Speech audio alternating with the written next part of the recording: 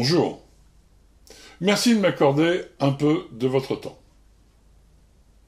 Je souhaite vous présenter les travaux que j'ai conduits dans le cadre de mes recherches. En fait, ces travaux de recherche répondent à la question pourquoi un formateur consultant, alors qu'il dispose d'une expertise avérée, face à des clients qui ont un problème clairement identifié, n'arrive-t-il pas à se commercialiser ? Le premier champ de recherche a été d'analyser la posture, l'état d'esprit de l'ensemble des acteurs de la formation professionnelle. La conclusion est simple et formelle.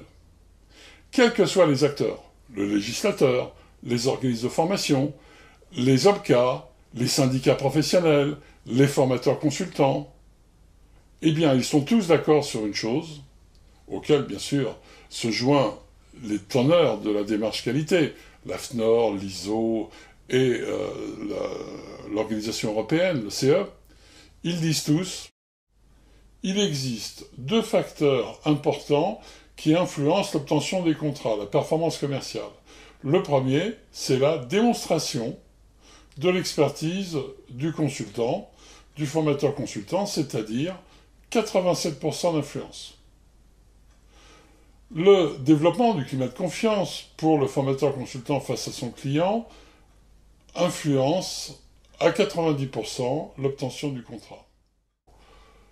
Mais pour développer ces deux facteurs importants, il existe 9 paramètres. Et sur ces 9 paramètres, 4 se détachent vraiment sans discussion possible.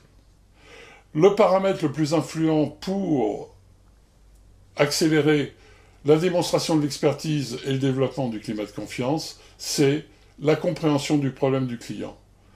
Taux d'influence 95%. Le formateur consultant qui fait cette démonstration est sûr d'obtenir plus facilement son contrat. Deuxième paramètre, la motivation. Le formateur doit témoigner de la motivation qu'il a à traiter la situation du client, taux d'influence 91%.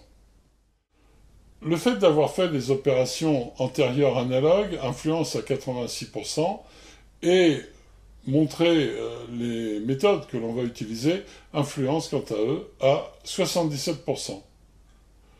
Tous ces facteurs concourent au développement de la confiance et à la démonstration de l'expertise.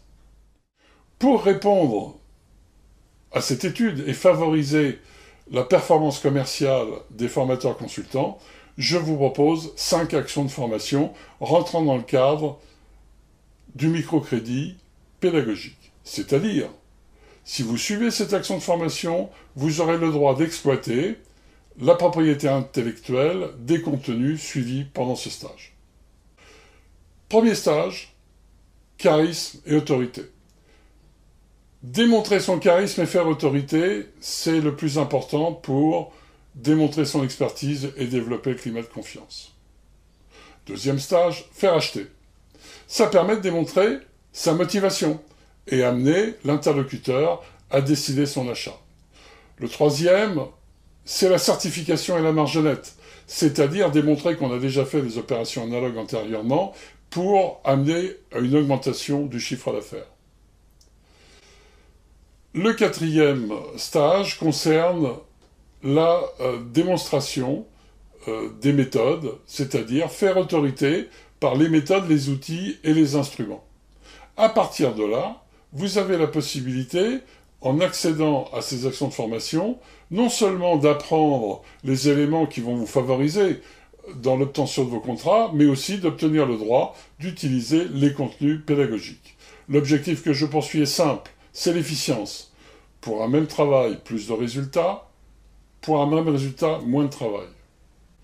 Bien entendu, l'objectif final, c'est vous simplifier la vie. Merci, portez-vous bien, prenez soin de vous.